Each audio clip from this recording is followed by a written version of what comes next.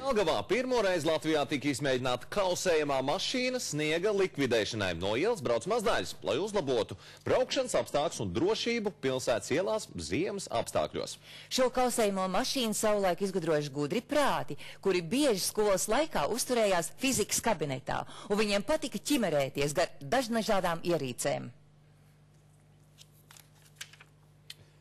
Bet skatītāji, tūlīt pat arī redzēsim nākamo sižetu. Lūdzu video. Februāra Latvijas skolu 8. un 9. klašu skolēni aizvien biežāk aizkavējas fizikas skolotāja kabinetā. Ir sācies Latvenergo koncerna erudīcijas konkurss eksperiments. Skolēnu erudīcijas konkurss ir Latvenergo sociālās atbildības politikas viens no pamatvirzieniem. Un tā mērķis ir izglītot bērnus par drošu un efektīvu elektroenerģijas izmantošanu sadzīvē un skolām. Eksperiments norisinās jau 16 gadus pēc kārtas un ir vienīgais šāda veida konkurss pamatskolas vecāko klašu audzēkņiem, kas dod iespēju parādīt savu erudīciju eksaktajās zinātnēs. Lai pieteiktos konkursam, jāizveido 6 dalībnieku komanda un jāpiesaist arī skolotājs konsultants. Mēroties zināšanām, šogad pieteikušies arī Jelgavas valsts ģimnāzijas 9. klases skolēni. Tur? Jā. Uz šo te? Šeit te? Jā. Paralēli slēgums, lampiņā. Šis ir elektromagnēts. Kas rada magnētisko lauku, grāvu. Un vēl arī pieslēgts paralēli ir lampiņas, lai tas viss izskatītos iespaidīgāk. Mums skolotāji pastāstīja par šo projektu un mums radās interese un mēs kaut kādu savācām komandu no tiem, kas zināja un interesēja tas viss. Es domāju, ka mēs visi bijām ļoti iespaidojušies jau no 4. gada uzvarētājiem. Mēs gājām viņu pēdās, gribējām būt tādi kā viņi. Un nosaukumu arī izvēlējāmies no 2004. gada, tikai viņiem bija latīniskais, un mēs paņēmām latvisko tulkojumu. Pirms 7 gadiem kopīgi ar zinātkārējiem jauniešiem ģimnāzijas godu slavas virsotnē iznesa fizikas skolotāja Baiba Daģe. Skolotāja tic, ka arī šogad viņas audzēkņi plūks uzvaras laurus. Vispirms es gribu teikt paldies Latvenergo par brīnišķīgo balvu, kas bija 2004. gadā ekskursiju uz Tunisiju. Vēl tagad skolēni, bijuši atnākot ciemos, mēdz atcerēties, cik jauki bija šī brīnišķīgajā ceļojumā toreiz tālajā un svešajā zemē. 2004. gadā Jelgavas valsts ģimnāzijas komanda izcīnīja 1. vietu.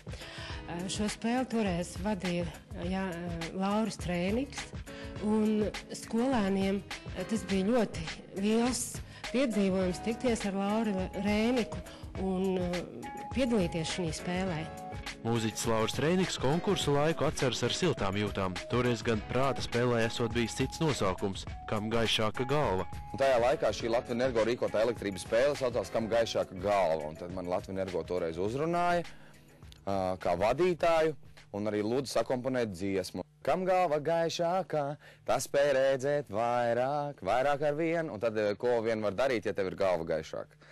Nu, tad mēs visi kopā tur tīri uzdzīvojām un dziedājām un sākām raidījumu. Lauris atzīst, ka katru raidījumu esot vadījis ar milzīgu satraukumu, jo spēles jautājumi esot gan sarežģīti un āķīgi. Es sākumā ļoti baidījos vadīt šo raidījumu, jo es biju tomēr mūziķis, kas bija dziedājis, komponējis un vadījis raidījumu, kas ir saistīti par mūziku, un tagad man pēkšņi būs jāvada kaut kāds raidījums par elektrību.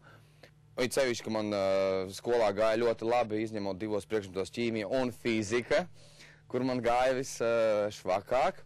Un es domāju, ārpats, un tagad es baigi tēlošu, ka es kaut ko saprotu no elektrības. Taču par spīti visām grūtībām bijušais konkursu vadītājs atzīst, ka ieguvis praktiskas zināšanas arī priekš sevis. Es domāju, ka šis konkurss viņiem noteikti deva kaut ko, jo pirmkārt viņi visi strādāja komandā, un komandas darbs vienmēr nes augļus. Un viņi iemācījās, varbūt tie, kas vēl pirms tam nebija mācējuši, kā tas ir strādāt kolektīvā, vienas idejas vārdā, un viņiem tā ideja, protams, bija gan dabūt gudrākās klases titulu, gaišākās galvas titulu, gan arī, protams, iegūt galveno balvu, kas tajā laikā bija ceļojums, un kur nu vēl foršākā visai klasē doties siltajām zemēm atpūsties. Līdzīgi domā arī Jelgavas valsts ģimnāzijas šī gada konkursa dalībnieki. Grupas darbs palīdzot labāk iepazīt klases biedrus. Tas ir grupas darbs. Es domāju, mēs kļūsim daudz draudzīgāki kopīgi un sastrādāsimies arī daudz citos konkursos. Un noteikti gribas jau vinnēt, arī novēlēt citām komandām veiksmi, taču turēsim īkšķus par visi kā viens. Jā, vēlos uzvarēt, jo, protams, tas paceļ pašvērtējumu, tu saproti, ka tev ir daudz zināšanas par to, un, jā, protams, arī gribam izcīnīt ceļojumu. Manuprāt, uzvara nemaz nav galvenais ir piedalīšanās, varēšana, un jo tas jau, ka mēs esam iespējams tikuši līdz Rīgai, ka tas jau ir sasniegums, un es priecājos, ka mēs esam tikuši tik tālu. Uģis apgalvo, ka piedalās eksperimentā arī personīgi interešu vadīts.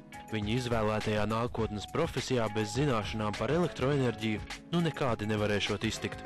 Man nākotnes profesija, es tā ceru, ir gaismotāja profesija, kurā noteikti ļoti daudz ir saistīta tieši šāda veida fizika, kur ir elektriskie tīkli un elektrība, jo kopā ir jāsaslēdz gaismas, kopā ir jāsaslēdz stari un daudz kas vēl cits, kas ir saistīts un vadi un elektrības un kas tik tur nav un ģeneratori. Un tam visam vajag elektrību un elektrība. Mūsdienās bez elektrības vispār nevar iedomāties, jo ar elektrību notiek viss. Pagaidām gan jaunieši uz jautājumiem atbild neklātienē, interneta vidē, taču arī turpmāk viņiem iešot tik raiti, māja sākumā par uzvaru cīnīšoties jau Rīgā. Un šogad eksperimenta dalībniekus bez galvenās balvas ceļojumu uz kādu eksotisku zemi, gaidot vēl kāds pārsteigums. Iespējams, ka kādā no eksperimenta raidījumiem mēs varētu parādīties. Guntars Gulbiņš, Saiva Luste, Andris Damburs, Tautas balss. Bet kad pienāca laiks uzzināt, par ko stāstīs mūsu ziņu dienesta kolēģi, to vaicāšu savai kolēģei Dainai Lipniecei. Labvakar, Daina! Jā, labvakar, Māri, labvakar, LNT skatītāji. Jauni fakti šokējošajā kinoteātra slepkavības lietā noskaidrot